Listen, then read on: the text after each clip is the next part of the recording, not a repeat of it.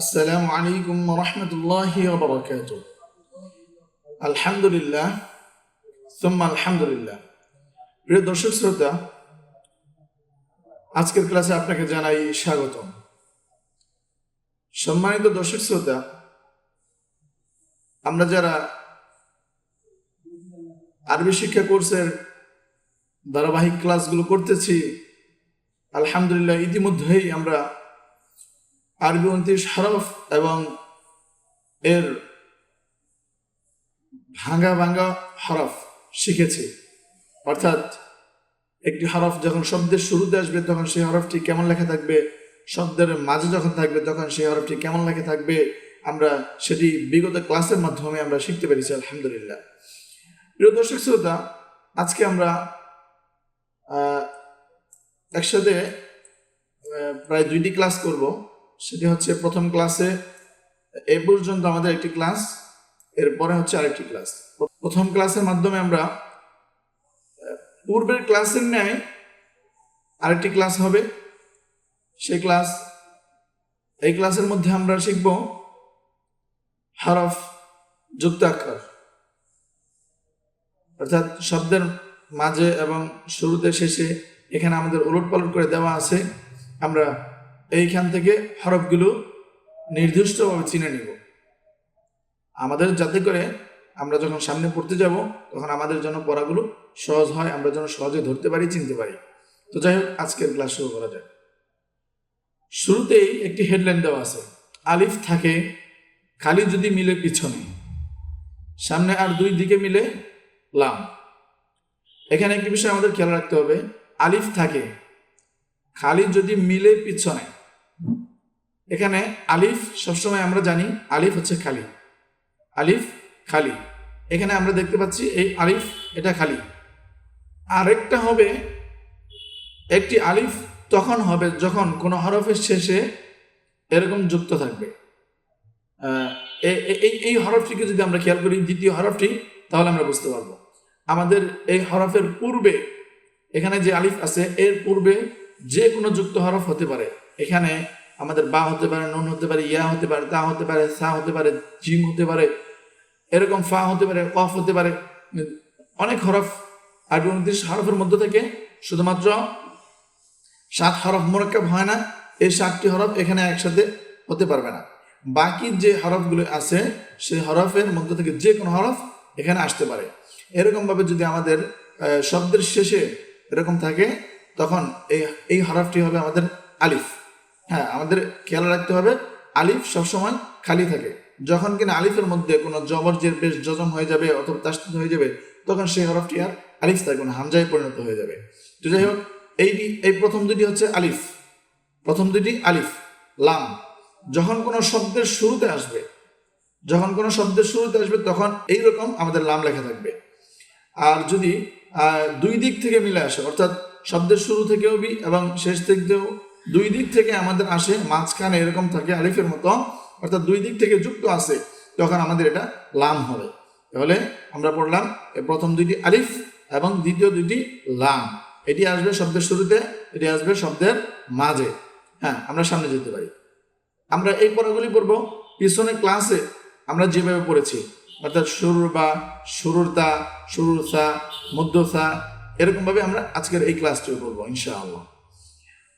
হ্যাঁ, শুরুর বা, এই বা শুরুর বা, শুরুর নুন, শুরুর নুন, শুরুর ফা, মধ্য গইন, মধ্য গইন, এরকম দুই পাশ থেকে যখন যুক্ত চলে আসবে তখন আমাদের এই হরফটি শব্দের মাঝে থাকবে, সেই হরফটি আর শব্দের শুরুতে বা শেষে থাকতে পারবে না। দুই পাশ থেকে যখন যুক্ত চলে আসবে তখন সেই হরফটি অবশ্যই আমাদের শব্দের মাঝে থাকবে। হ্যাঁ, এই বিষয়টি আমরা খেয়াল রাখবো।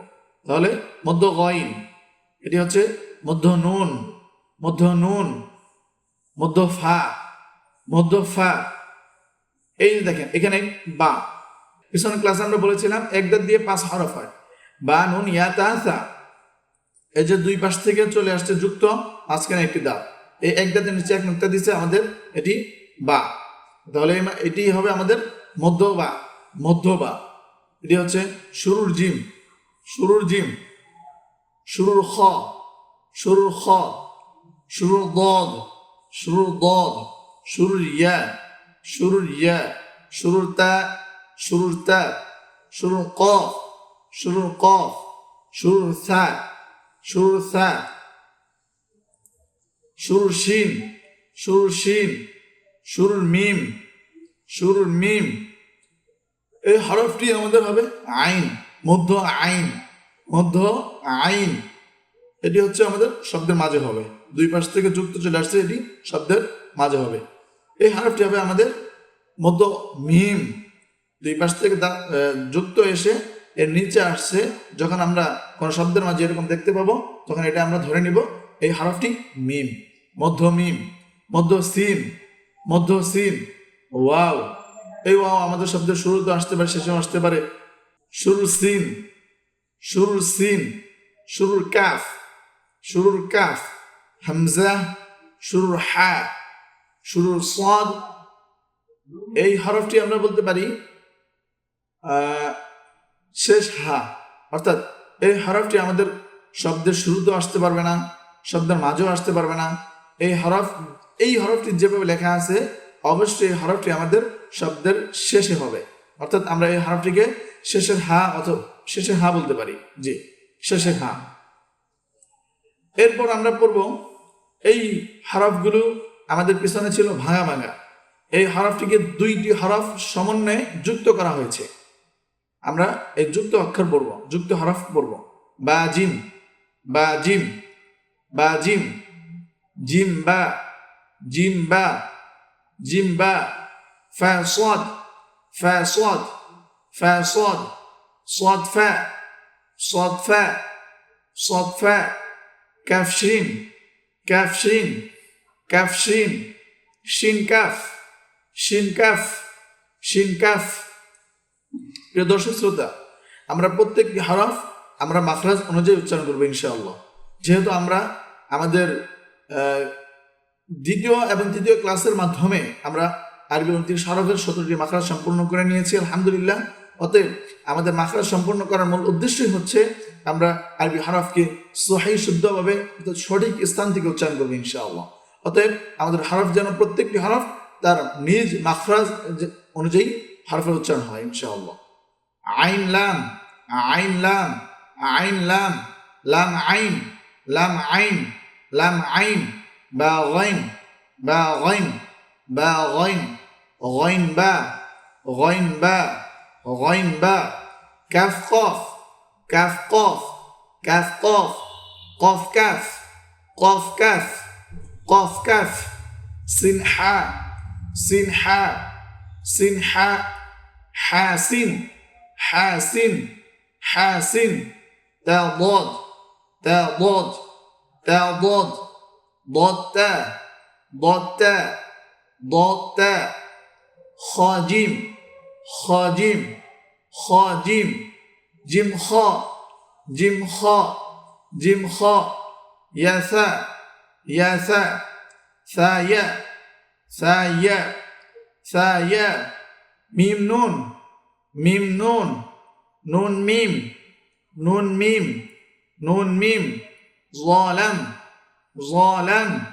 لام ظا، لام ظا، لام ظا.